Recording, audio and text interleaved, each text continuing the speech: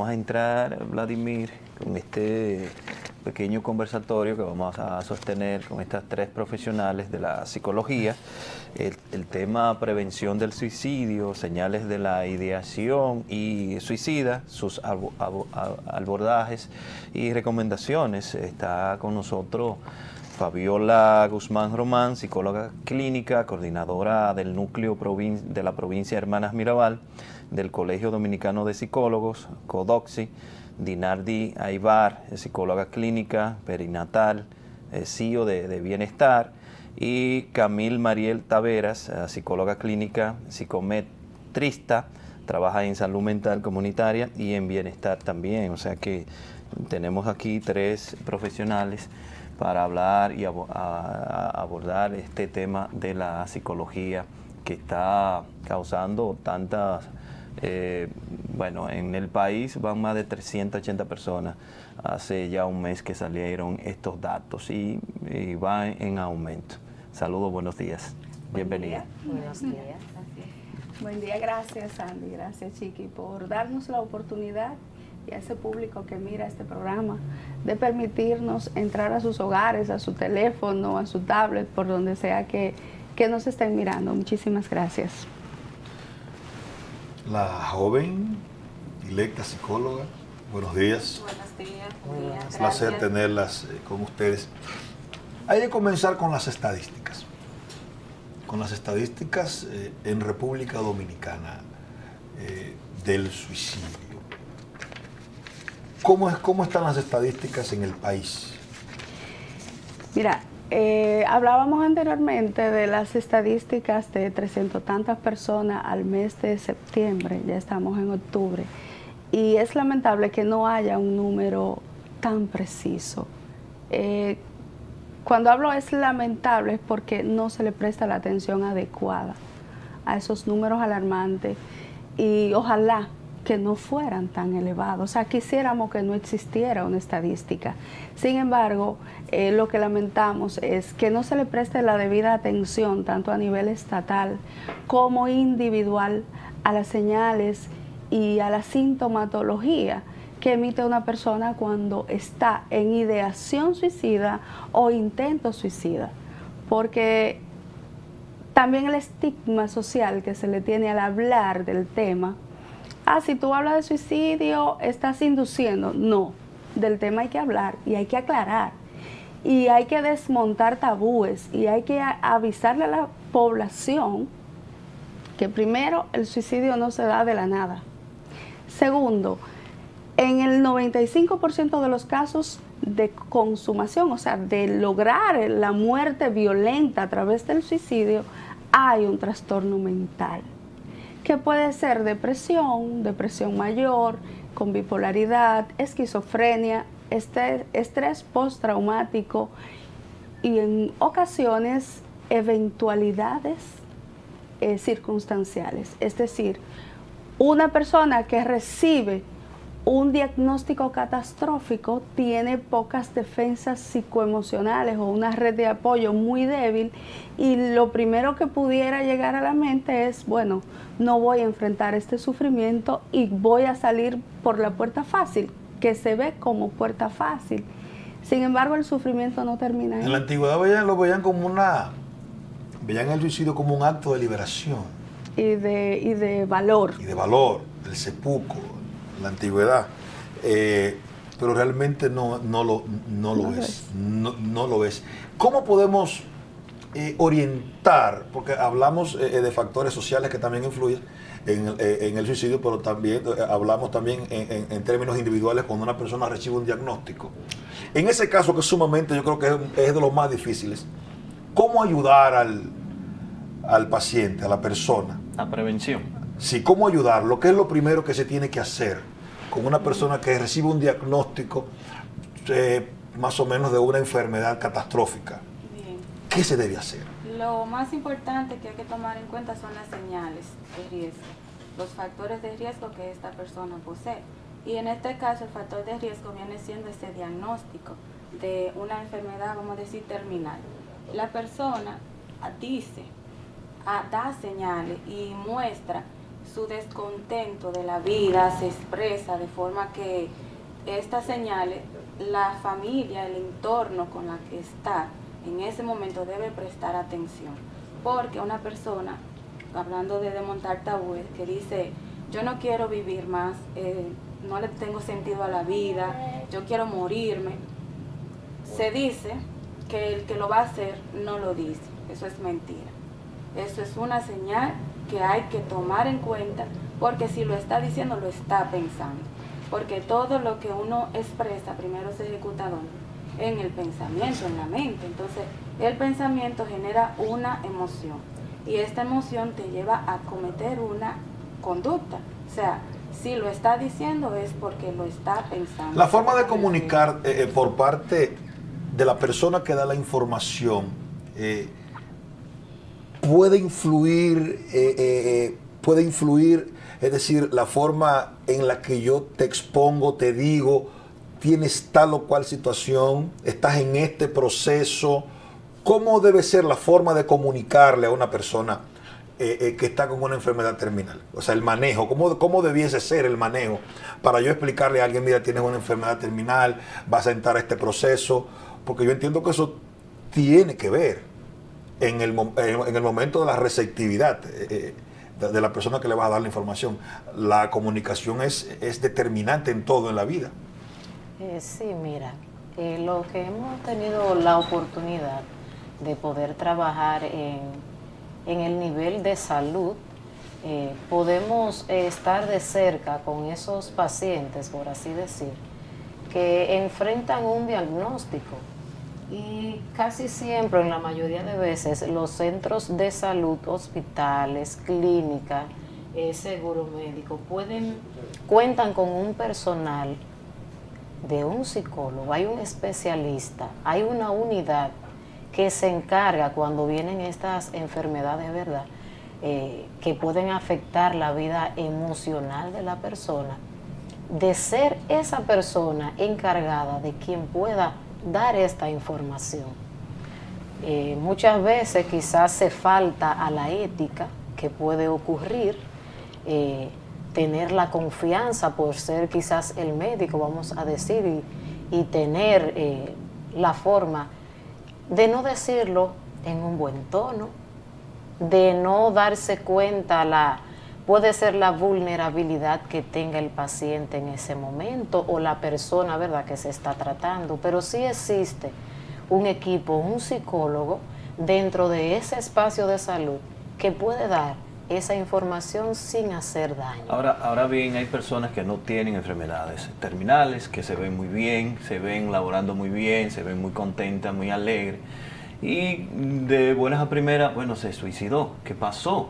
O sea, ¿cuáles señales te da para que esa persona tenga una idea suicida? ¿Cuáles son esas señales que podemos, ustedes como expertas y psicólogas, pueden decirle a la población?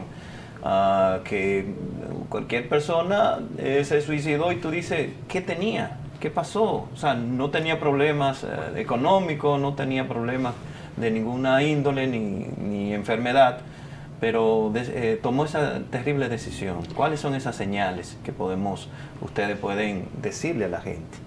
Mira, puede tener una persona que se suicida. Cuando la gente ya comete el hecho, ha pasado por etapas. Primero de ideación no manifiesta, o sea, en la mente.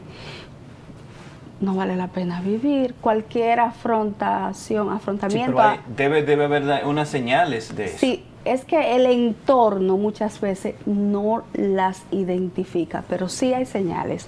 Y hay factores de riesgo como el consumo de alcohol o drogas, porque hay un tema con el alcohol y la gente dice, el alcohol, el trago social, por ejemplo. Pero ¿qué es el alcohol? El alcohol es una droga depresora del sistema nervioso. Una persona que se expone a alto consumo de alcohol es una persona que padece también depresión. Y sí, muchacho, al deprimirse, pudiera darse el pensamiento suicida, pero además casi siempre hay una base endógena, pudiera ser, que los neurotransmisores responsables del estado de ánimo no están funcionando adecuadamente y viene con un avance de ansiedad, de un estrés mal manejado o un trastorno. En el entorno casi siempre hay señales, pero no la ven. ¿Como cuál? Bueno, después de una buena borrachera, casi siempre viene la resaca, ¿verdad que sí? Por supuesto. Pero la resaca tiene un componente de depresión altísimo y lo ven como deshidratación, pero es deprimido que está. ¿Qué ocurre esos 7 días siguientes que la mayoría de veces se aíslan? Es una señal, el aislamiento. O el no querer hablar, o el hablar demasiado. Señora, hay señales como hasta el aumento de peso o el descenso de peso pudiera estar relacionado a un tema de estado de ánimo que provoque la ideación suicida y por último el suicidio. Entonces hay que estar alerta con nuestra red de amigos y amigas. Hay personas que usted la ve sonrientes, celebrándole el cumpleaños a todo el mundo, celebrando su propio cumpleaños. Por eso viene mi pregunta. Y esta es la persona que viene arrastrando un duelo no integrado, probablemente. Yo conozco casos donde se ha muerto un familiar o una pérdida importante de relación, relación romántica, relación familiar, laboral, y no integra ese proceso adecuadamente y va teniendo un tipo de depresión enmascarada, que usted ve a la gente riéndose, haciendo una vida normal, aparentemente, pero por dentro lleva su gran sufrimiento. Y hay que aclarar que las personas que se suicidan no se suicidan porque quiere morir, se suicida porque quiere salir del sufrimiento. Un acto de liberación. Quiere salir del sufrimiento y se equivoca porque transmite ese sufrimiento a sus familiares, a sus amigos, como una cadena, vamos a decir, de dolor, porque uno de los duelos más patológico y difícil de integrar a la vida es el duelo por la muerte violenta a través del suicidio. Entonces hay muchas señales y quisiera que las muchachas también apoyen. A las licenciadas, vamos con ellas. Sí, es importante tomar en cuenta que las señales se dividen en 3 aspectos o 3 grupos. Primero, la persona habla de eso, luego da a demostrar lo que siente sobre esto y al final pues da señales a través de su comportamiento y su conducta. Por ejemplo, cuando una persona habla de lo mal que le va en la vida, del deseo de morir, lo publica, lo dibuja en caso de niños o adolescentes, todas sus búsquedas en la historia, si usted busca hablando de muerte, la mejor manera de morir, o sea, busca la forma de demostrar a través de esas acciones. Entonces, ¿qué hay que tomar en cuenta? La edad, el entorno familiar, laboral y social, si ha pasado por o están pasando quizás los padres por un divorcio. Todas estas son señales de riesgo que pudieran llevar a la persona a esto. También está el acoso, todo tipo de acoso. Una persona que haya pasado por un trauma de vergüenza, deshonra o culpa, tiende también a tener estas ideaciones. O sea, esas personas que vemos naturalmente que se ríen, que disfrutan de la vida, pueden en un momento determinado pasar por una situación bastante frustrante y esto pues desencadena esta acción y así pues uno puede identificar. Vamos con la licenciada. Una parte también que, volviendo un poquito atrás a la estadística, se habla y se dice que los hombres son más propensos a llegar a este acto de suicidio que la mujer. Y aquí hay una parte muy importante. ¿Por qué esa parte? Siempre nos llama la atención y se puede llegar hasta una conclusión. El hombre de por sí de naturaleza es más receptivo, tanto en lo emocional, en la parte expresiva. Y otra cosa, que el hombre utiliza métodos más letales. Un ejemplo, la mujer tiene más facilidad de comunicar, de expresar cómo se siente. En un momento de ira, en un momento de impotencia, siempre hay una amiga, hay una mamá, hay un hijo, hay una forma de drenar esa emoción que se está viviendo en el momento. Es decir, que en algún momento puede ser menos frustrante para la mujer Al contrario, el hombre nos han creado en una cultura muy machista. Incluso cuando se dice el hombre no llora. No, no llora. El hombre no puede llorar. Porque no es hombre. Se le Sí, está llora. enseñando de Hay que que llorar. hay una emoción tan importante, así Claro. como la alegría. Todas las emociones son Hay que importantes. expresarlas. Todas las emociones hay que drenarlas. Cuando usted quiera llorar, llore. Dicen por ahí que hace bien al Hace bien al alma. alma, el llanto le hace bien al Incluso alma. cuando no lloramos, Para que el amor- reprimimos emociones. Entonces, al reprimir esa emoción, al no expresarla, ¿qué pasa? El pensamiento se adueña, toma fuerza, inmediatamente se va a la acción. La Bueno, tenemos mo- una intervención telefónica. Tiene la pregunta, Tiene que ir con la el intervención tiene que ver con el tema. No puede ser fuera Sí, es con el del tema de la- conversación. Pregunta del máster. Ok, bueno, Tiene que estar en el contexto. buen día. Saludos, buen día. Buenos días. No ayude ahí. La próxima llamada no se oye. Llama Bueno, de nuevo. también hablábamos de los niños de 10 años, que es algo preocupante. A mí me ha llamado poderosamente la atención la gran cantidad de niños de 10 a 17, 18 años que se están suicidando, sobre todo en el país. Tomo las estadísticas del país porque es donde vivimos. ¿Por qué ustedes entienden que está ocurriendo esto en nuestro país? Es algo multifactorial. En la provincia se dio un caso recientemente de una niña de 14 años. Sí, cuando hablamos que es multifactorial, entendemos que hay una parte que pudiera ser la endógena, que pudiera estar pasando por algún proceso psicoemocional. Y hay que Explícale recordar a la audiencia que es endógeno. Sí, Hay es causas dentro. endógenas y patógenas. Ok. Explica eso a ellos. Sí, gracias, Que ellos Chiqui. sepan. A veces entendemos, ¿verdad? Que estamos hablando Sí. con los especialistas todos. Sí, hay, Sí, hay que aclararlo, tecnicismo y términos miren. que hay que ser lo más Aplatanar. llano. Los procesos endógenos son los debe ser así. biológicos, lo de salud, lo fisiológico. Cuando hablamos de los procesos fisiológicos, hablamos de que nuestros neurotransmisores, que son los responsables del estado de ánimo, no están compensándose adecuadamente. Y eso pudiera ocurrir por un desequilibrio hormonal. Y recuerden que la etapa de la adolescencia es una etapa de ajuste y reajuste, de evolución, donde el cuerpo cambia tanto por dentro como por fuera. Y se describe la adolescencia como una etapa de crisis a la familia. Prevención.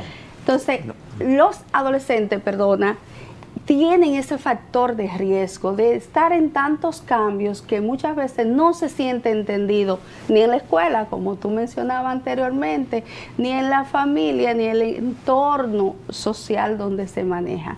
Y al no estar adecuadamente orientado, lamentablemente se va por ese lado. Es más vulnerable. Es más vulnerable. Entonces, prevención, quisiera que las muchachas Sí, prevención. aborden Debe la ser lo parte. más importante. Claro. Orientación, Sí, prevención. mira, es importante, ahorita hablábamos de cómo identificar esos factores de riesgo y cómo no ignorarlos. Una de las recomendaciones para tratar, ¿verdad?, cualquier alerta, porque no vamos a tratar el suicidio porque ya es la fase final, sino evitar que suceda. No ignorar esas señales que un familiar, un tío, un vecino, un paciente nos puede dar, como la ya mencionada, ¿verdad? Hay personas que expresan, que es lo más que escuchamos, quisiera dormir y no despertar. Cuando hablamos de un sueño profundo, lamentablemente, inmediatamente, ¿qué pensamos? La gente quiere desaparecer. Otra cosa también es no utilizar estigma con la persona que padece o que tiene alguna condición de salud mental o alguna condición, ¿verdad?, a nivel orgánico, que por algún bullying, alguna burla, alguna etiqueta, esta persona también, como no sabemos cómo está por dentro, puede, ¿verdad?, llegar su mente a tomar el suicidio como una opción. Otra de las recomendaciones es entre la misma familia, ese vínculo cercano, crear esa red de apoyo.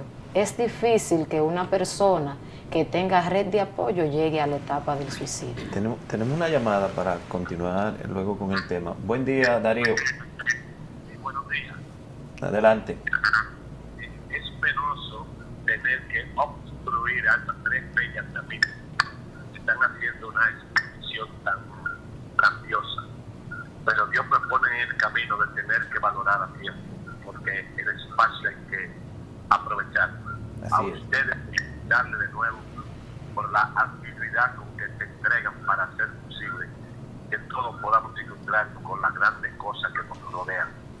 Seguir augurando grandes éxitos a ese prestigioso espacio, conducido con dignidad y decoro por dos talentosos jóvenes también, y a esas damitas felicitarles por todo lo alto y decirles para terminar una palabra que me llega y que me nace del alma. Voló la cerca ese trío de damas, que Dios les bendiga. Gracias a Voló la cerca con las explicaciones, la adicción, el manejo, el conocimiento. Diablo, que vive el conocimiento, pero, la inteligencia. Quiero añadir algo ahí con respecto a las recomendaciones. Pueden las gracias a Ay, televidentes. sí, muchísimas Humildad, gracias. humildad.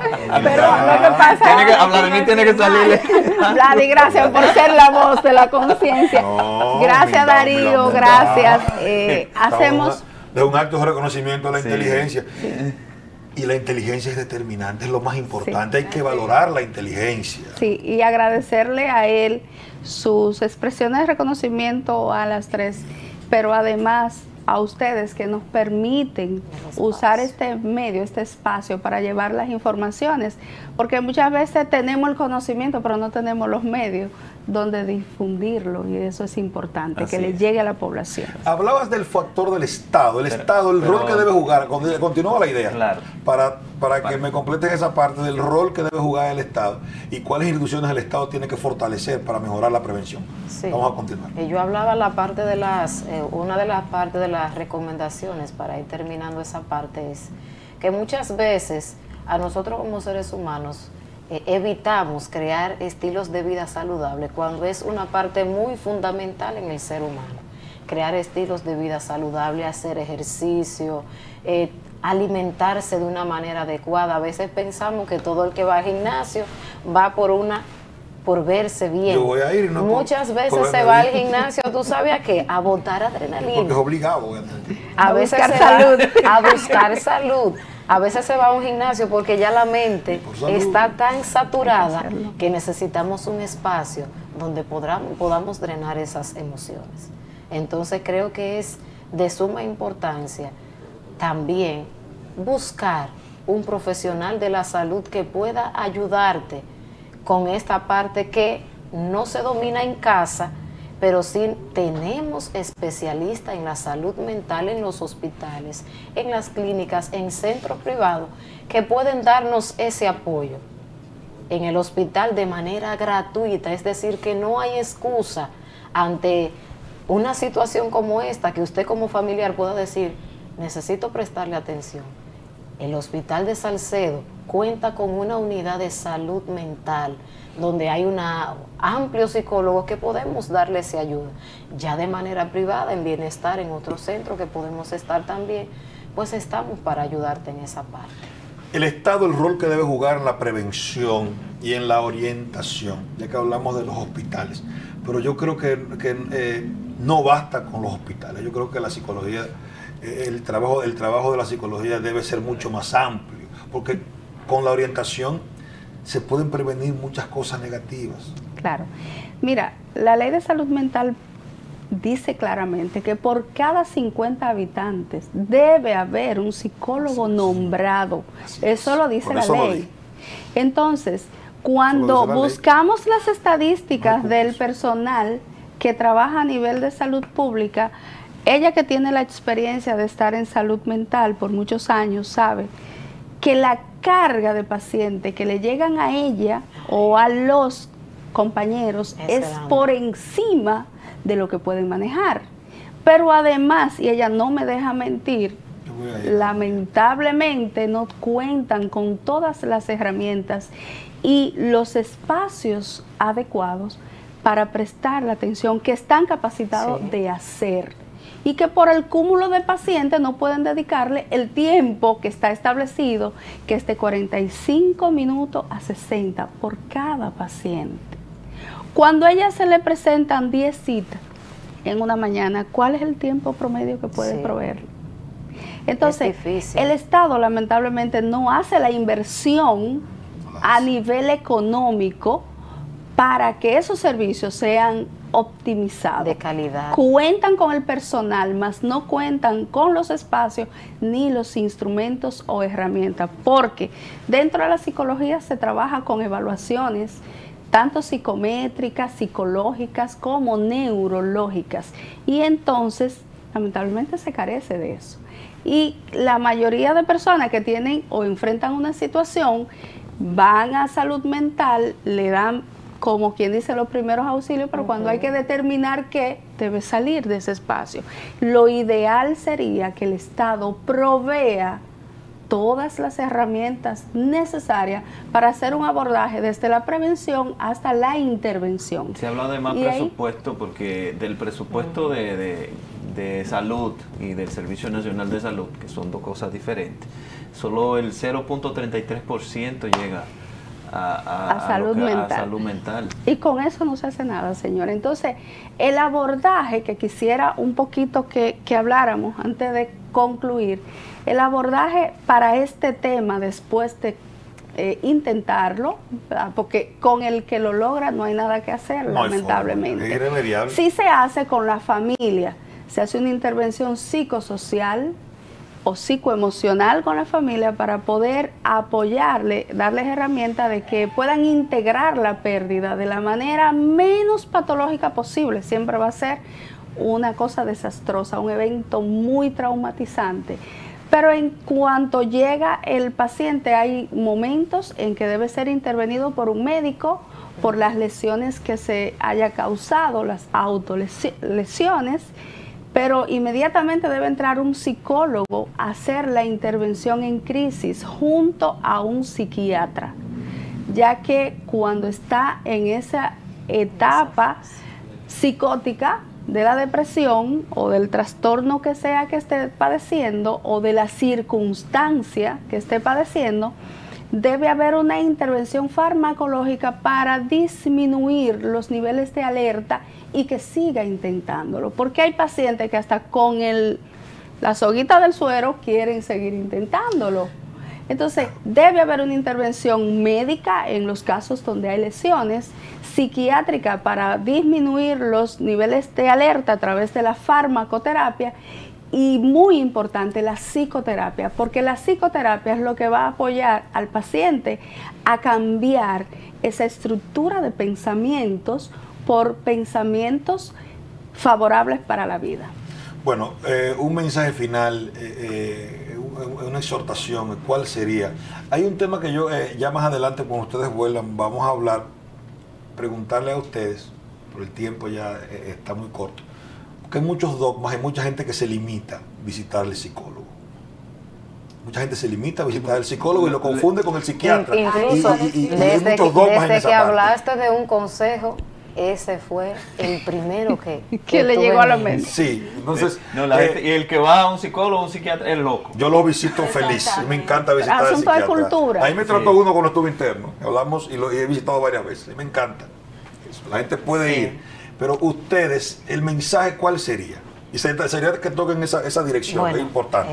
Vamos a De darle mi chance parte, a las muchachas. para darle continuidad a esa parte, mire, es importante que tú como persona te des tu prioridad, que tú seas tu prioridad, que no te avergüence ir donde un psicólogo, porque si te duele el estómago vamos al gastro, si nos duele la cabeza vamos al neurólogo. El psicólogo está para acompañarte, el psicólogo está para darte un seguimiento, para acompañarte. Entonces, que no te avergüence, dale prioridad a tu salud mental. Licenciada, ¿usted? Sí, ahorita iba a comentar que entre la prevención es importantísimo tomar en cuenta a la persona que ya lo haya intentado. No podemos obviar esa señal porque es la más evidente. A veces creemos que porque lo intentó una vez no va a volver a hacerlo. Hay que prevenir que los factores para que lo impulsaran a hacer eso se mantengan, y para eso hay que ir a buscar la ayuda. La ayuda no es porque yo tenga una condición mental que me cohíbe o me limita como persona.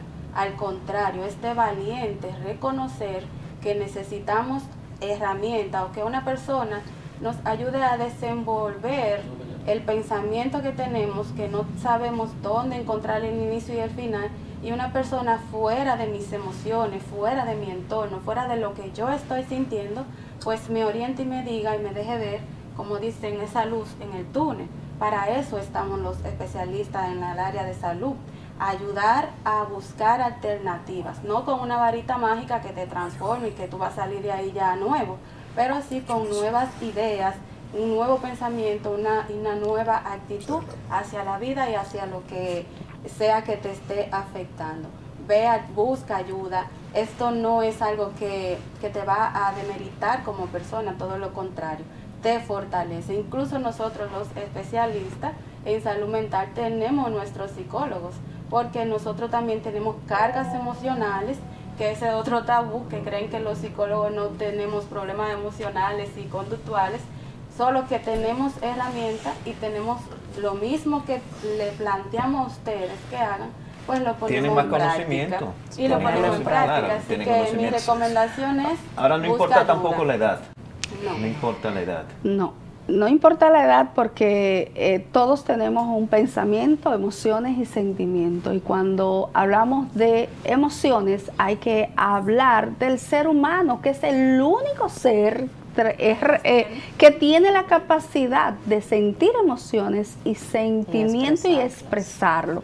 Entonces, como seres humanos, todos debemos tener una persona con quien hablar, con quien desahogarnos, pero esa persona debe ser o muy amigo con cierto conocimiento o un especialista en la salud mental. Y le decía ahorita que el asunto de la cultura es fundamental para que los tabúes se vayan desboronando, y nosotras como especialistas, parte de nuestra responsabilidad es ir quitando esos sistemas de creencia donde se cree que el que va al psicólogo, y hay un término feo, pero lo voy a decir, es porque está loco. No.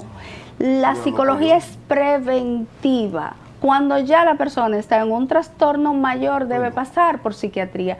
Y tampoco es una etiqueta.